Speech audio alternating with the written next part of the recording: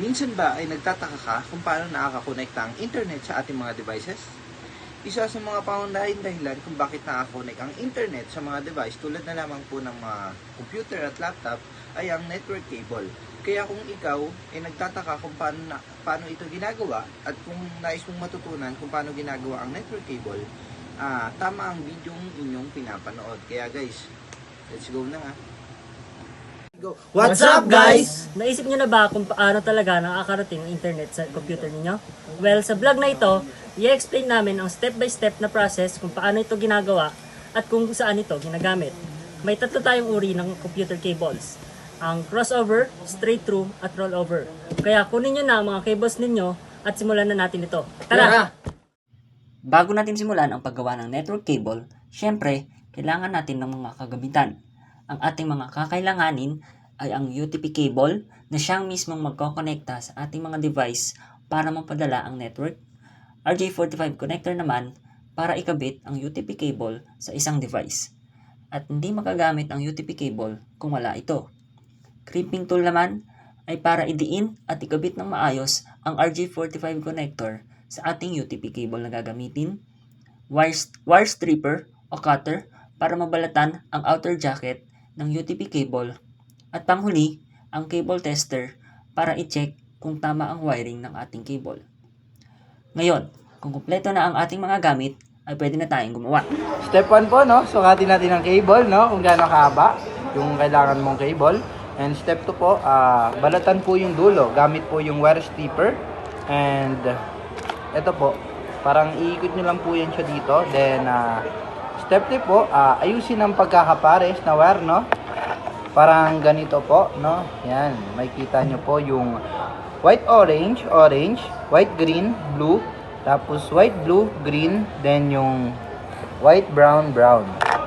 Then, step 5, ipasok ang wire po sa RJ45 na parang ganito. Dapat po yung pagpasok ni is nakaganto po, no? Baliktad. Kung nakikita nyo man po. Then, step 6 po, kailangan po natin i-crimp, no? Kailangan na po natin i-crimp. Kailangan po may higpitan po yan, no? Tapos, sa kabilang dulo din po, gaganunin lang din po ulit. Pareho lang po yung gagawin. Kailangan nyo pa rin pong ipareho yung wire. Then, after po nun, kailangan po pantay yung wire. Tapos, tsaka nyo po ipapasok yung RJ45. Tsaka nyo po ulit i-crimp, no? Step 8 po, kung may ano po, iti-test po ang cable. Kung may cable tester po kayo, i-check hanggang 1 to 8 kung tugma ba or kung walang ano sa PC. Then kung wala po kayong cable tester, pwede nyo po siyang ikabit sa PC, no, sa router or switch at tignan kung may connection po. Ang straight through cable ay isang uri ng Ethernet cable na ginagamit para i-connect ang magkaibang uri ng network devices. Ibig sabihin, pareho ang ayos ng mga wire sa magkabilang dulo ng cable. Halimbawa, parehong T568A o parehong T568B. Karaniwan itong ginagamit sa kapag kinokonekta ng computer papuntang switch o hub, router papuntang switch, at computer papuntang modem. Dahil magkaiba ang function ng mga device na ito, maayos na naikipagpalitan ng data gamit ang straight-through cable. Bukod dito, mahalaga ang straight-through cable sa pagbuo ng local area network or LAN sa paaralan, opisina at computer laboratories. Ito ang pinakakaraniwang Ethernet cable dahil simple itong gamitin at compatible sa karamihan ng modernong network o modern na network equipment. Sa tulong ng straight-through cable naman, nagiging mabilis ang pakikipagkomunikasyon ng data, kumbaga pag-connect ng data and internet access at file sharing sa loob ng isang network. So yung next naman po na gagawin natin ay yung crossover cable. So sa crossover cable po ay magkaiba yung wiring sa magkabilang dulo. So sa isang dulo, ang wiring po ng pagkakasunod-sunod ay white-green, green, white-orange, blue, white-blue,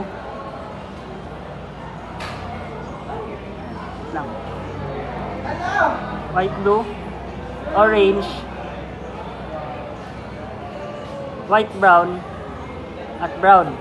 So, pagsusunod-sunod rin lang natin siya. Tapos, papantayin po natin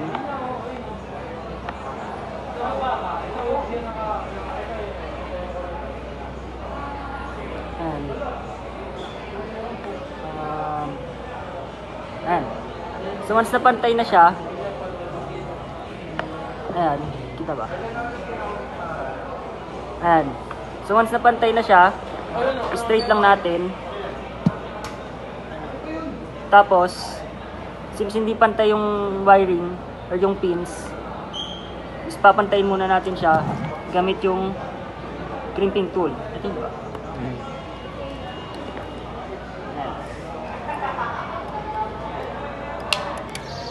Ayan. So once na pantay na siya, lalagay na natin yung RJ45. So, pasok natin.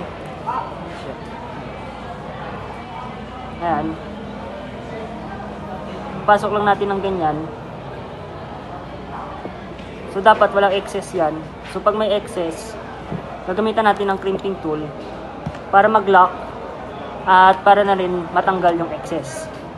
So after nito, yung kabilang dulo naman, so sa kabilang dulo, yung pagkakasunod-sunod naman ay white, orange, orange, white, green, blue, white, blue, green, white, brown, at brown. So same step lang din is papantay natin. Ayan. So naka-straight na siya. Tapos, ganun din, puputulin natin para magpantay. Ayan. So once napantay na, is papasok na uli natin yung RJ45. Ganyan. So once nakapasok na, is i-crimp na natin para mag-lock at para matanggal yung excess. So yon, after natin mag-crimp parehas at nag-lock na siya, ganyan, gagamitan na natin siya ng tester. At kapag umilaw na yung tester ng 1 to 8 is ibig sabihin tama na siya at gagana na. Ang crossover cable ay isang uri ng LAN cable na ginagamit para direktang ikonekta ang dalawang magkaparehong device nang walang ginagamit na router o switch. Tinatawag itong crossover dahil magkaiba ang wiring ng bawat dulo ng cable. Gaya nga ng nabanggit ko kanina na ang isang dulo ay T568A at ang kabilang dulo naman nito ay T568B. Dahil dito, napapalitan ang transmit at receive wires kaya nagkakaintindihan ang dalawang device.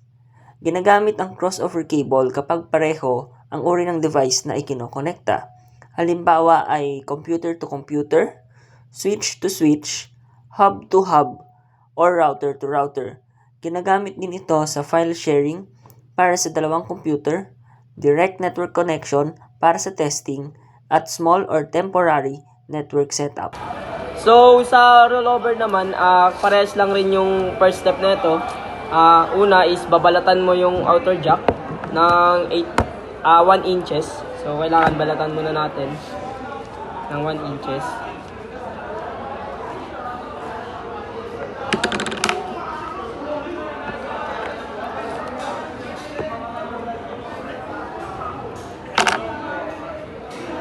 Yan, kailangan 1 inches siya.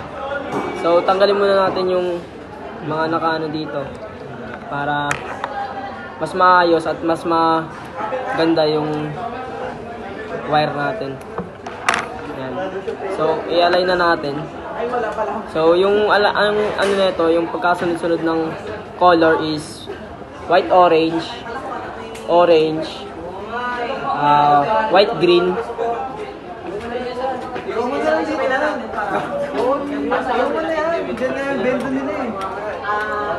white, green, blue, white, blue, tapos green, white, green, white, brown, tapos brown. Tapos kailangan natin yan. Kailangan natin ipantay to para gumana yung cable natin. So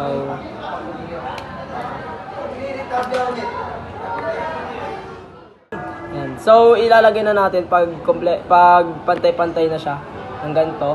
Pag pantay-pantay na siya, ilagay na natin sa kailangan nakabaliktad yung RJ45 natin. Yan. Pag ganito na, nalagay na natin, pwede na natin i-crimp to. So, pag na-crimp na natin, yung kabila naman yung gagawin natin. Yan. So, Sa kabila naman, baliktad lang yung yung arrangement ng cable. Yung kaninang una is magiging huli. So, yung huli is brown. Magiging una na siya. So, yung brown, white brown,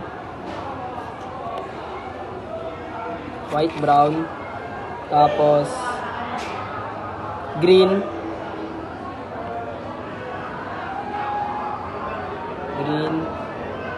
white, blue, blue,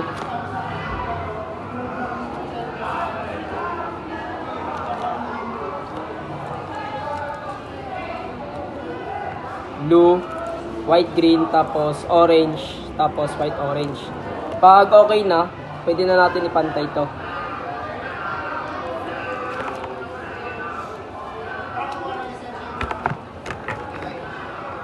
So, ayan. Pagpantay na, pag ganito na, pantay na siya, pwede na natin ilagay yung RJ45. Ganun pa rin, baliktad pa rin yung RJ45 para gumana siya. So, yung pagtapos mo na, pag na-clip mo na to, so, kapag tapos na test, pwede na natin siyang i-test. Kapag umilaw to yung RJ45 natin ng 1 to 8, ibig sabihin nun, okay na yung cable natin at pwede na natin siya isalpak sa ating computer. So, ano nga ba yung rollover cable? Ang rollover cable ay ginagamit para connect ang computer sa network device, tulad ng router o switch para sa configuration o setup, hindi para sa data transfer ng internet. Para saan ito ginagamit? Pang-configure ng router at switch, ginagamit ng network administrator pang-access sa console port ng device. So, bakit rollover ang tawag sa kanya? Tinawag itong rollover dahil baliktad ang ayos ng mga wire sa magkamilang dulo. Ang pin 1 sa isang dulo ay magiging pin 8 sa kabila. Parang naka-roll o naka-flip ang color order. At iyon ang tatlong uri ng network cable, ang straight through, crossover, at rollover. Sana ay naging malinaw sa inyo ang pagkakaiba at kung saan ginagamit ang bawat isa. Hanggang sa muli, paalam!